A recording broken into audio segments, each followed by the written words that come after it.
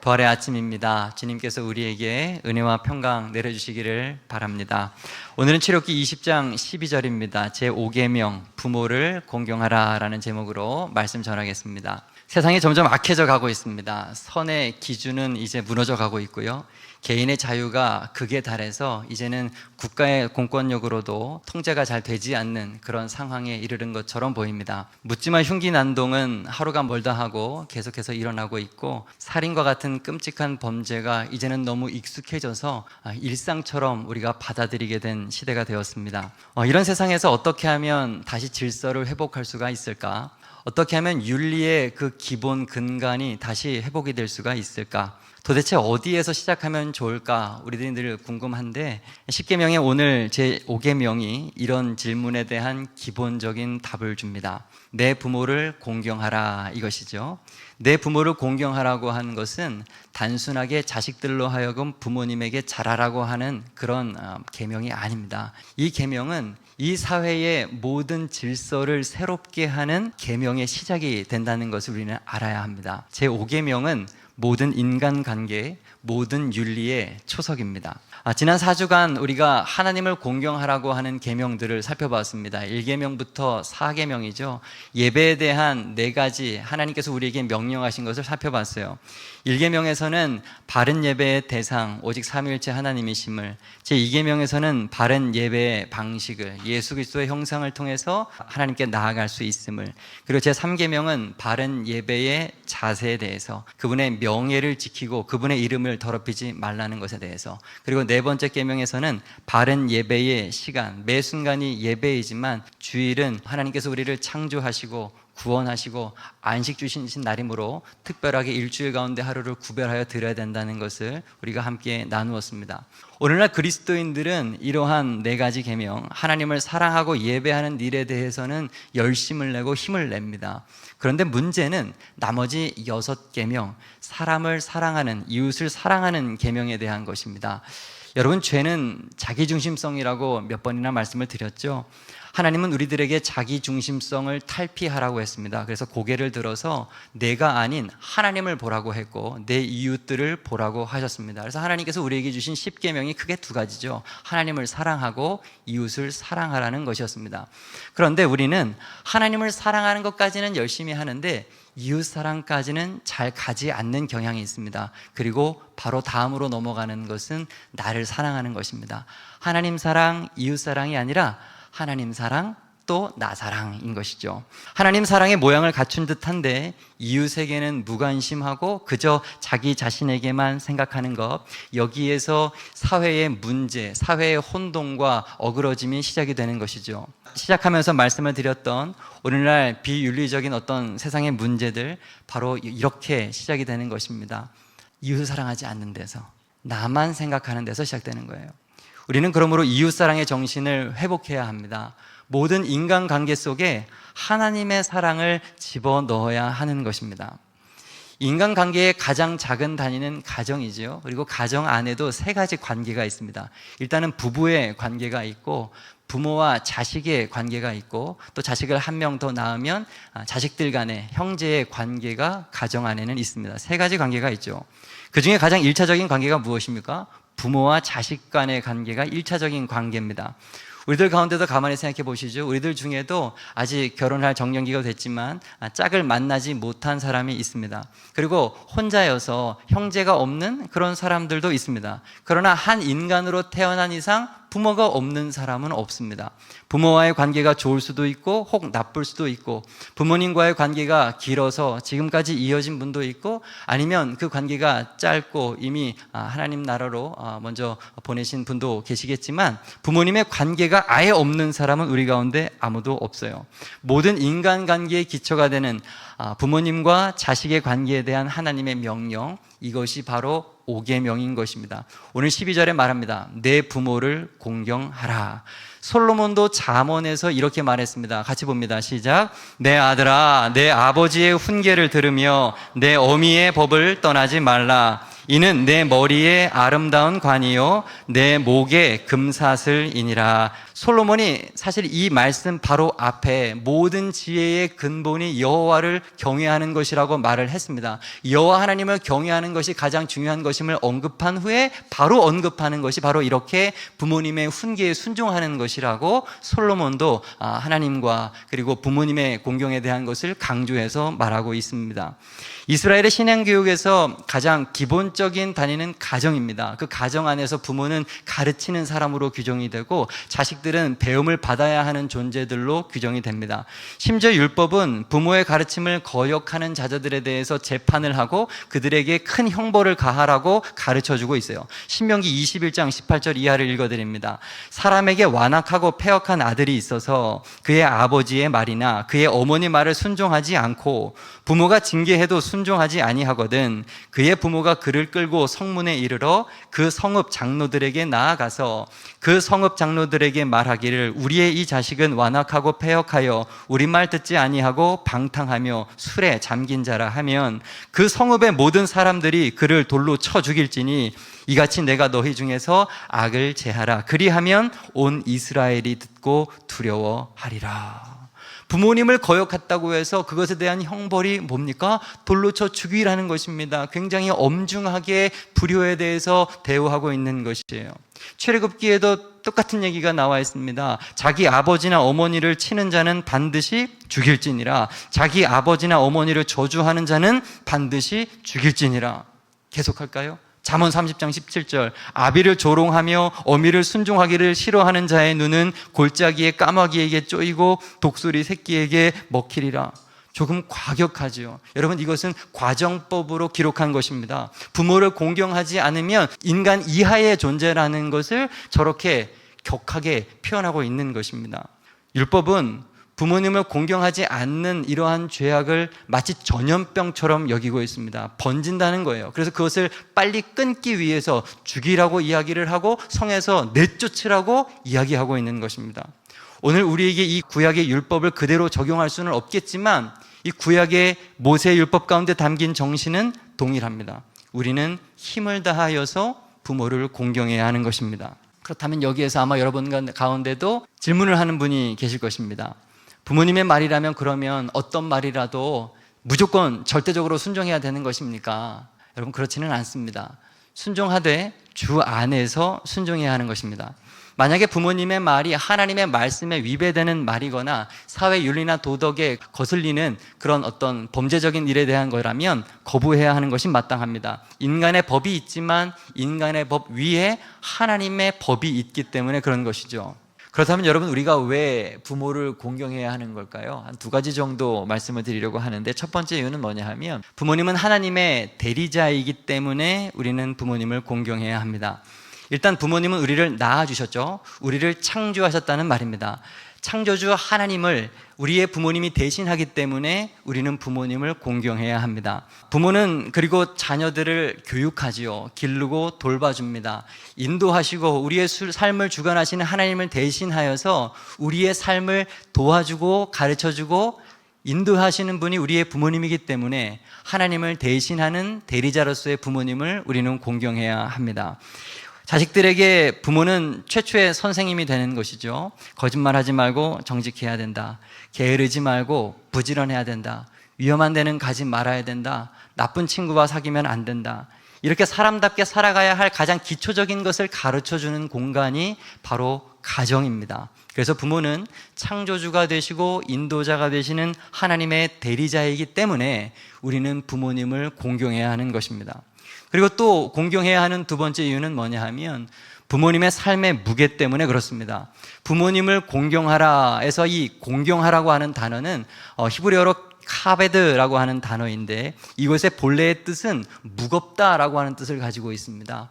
부모님의 삶의 무게를 인정하는 것, 그것이 그분을 공경하는 것이에요. 저는 저희 아버지와 28년의 차이가 납니다. 저는 그리고 저희 제 큰딸과 또 28년의 차이가 나요.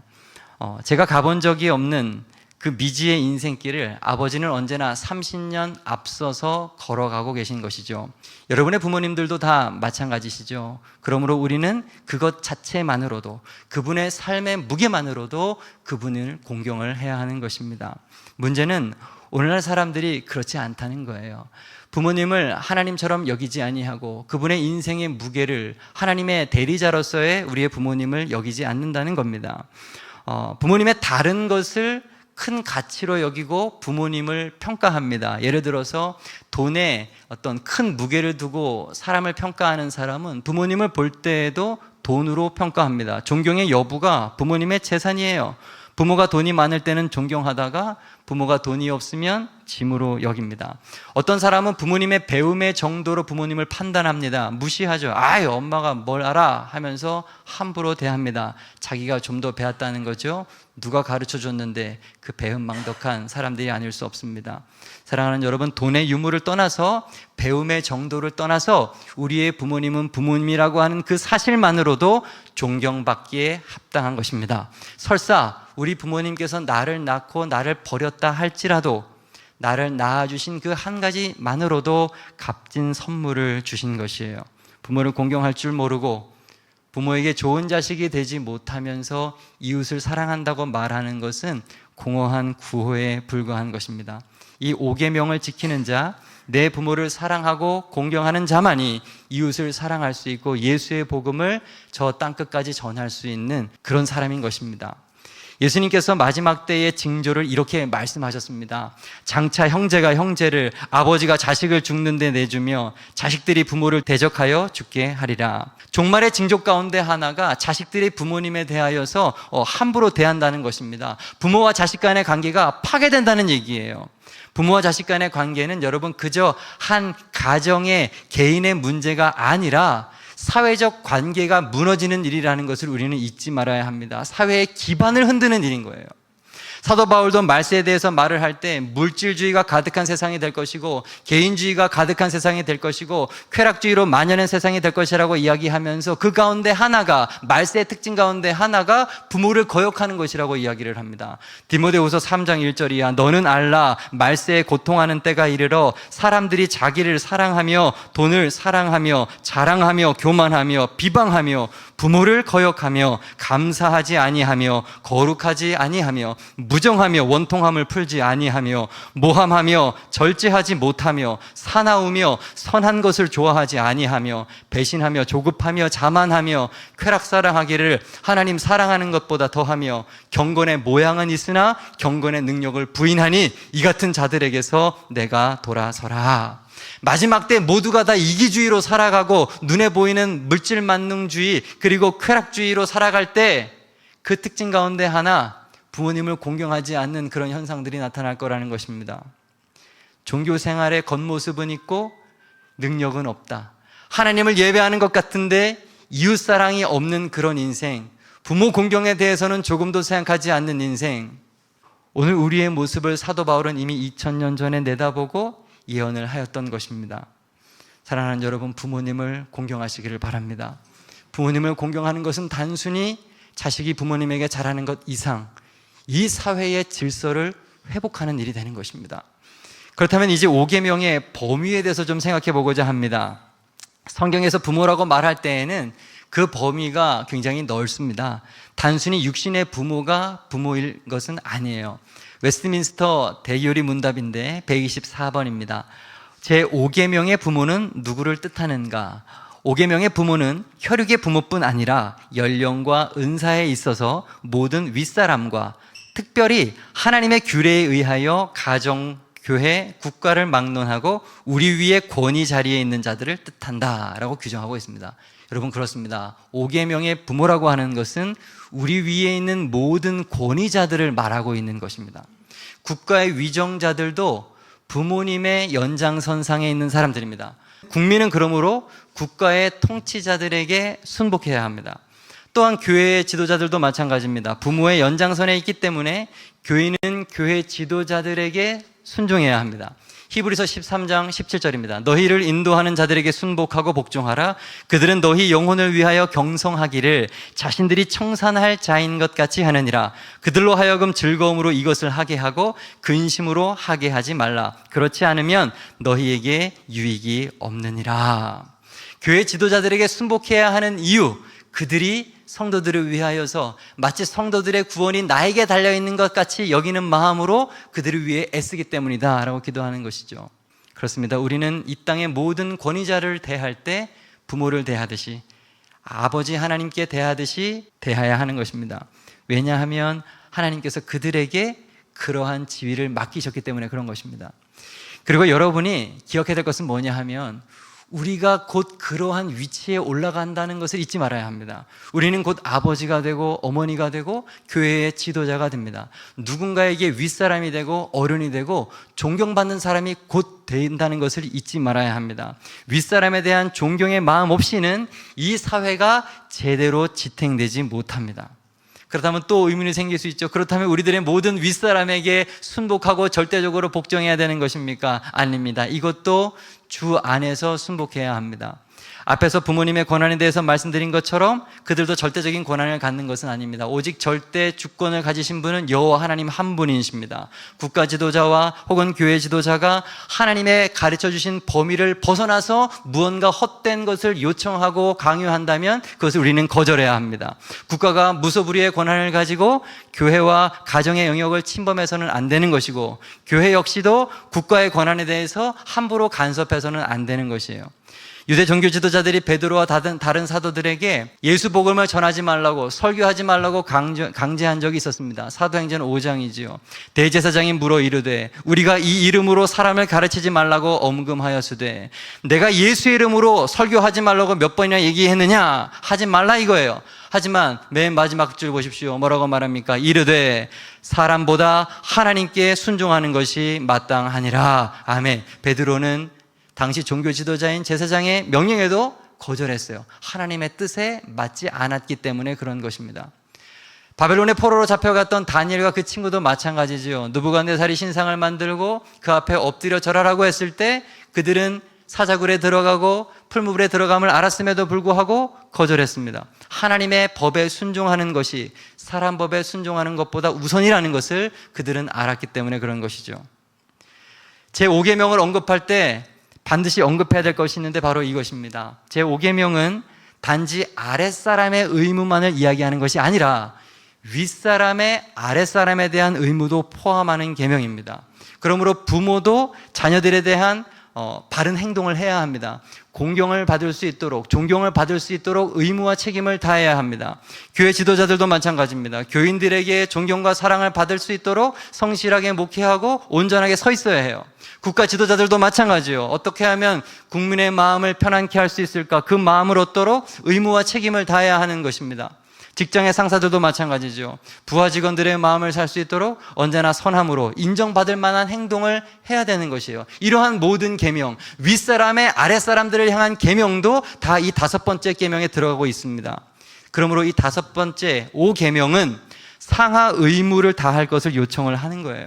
하이델베르크 교리문답의 5계명에 대한 해석을 이렇게 말합니다. 다 함께 볼까요? 시작. 이 계명의 의도와 목적은 하나님께서 하급자, 상급자 간의 상호 의무들로 지정하신 시민의 질서를 보존하는 데 있다. 얼마나 정확합니까? 상급자, 하급자 간에 서로 사랑하고 서로 존중해야 한다는 것을 이 5계명에서 말하고 있다는 거예요. 그래서 결국적으로 하길 원하는 것은 이 사회의 질서를 확립하는 것이 5계명의 본래 뜻인 것입니다. 단순히 가정 안에서 자식들아 부모님한테 잘해라 이런 계명이 아닌 거예요. 이 사회가 되도록 바른 질서 있게 올바로 돌아갈 수 있도록 만들어주는 계명이 이 5번째 계명인 것이죠.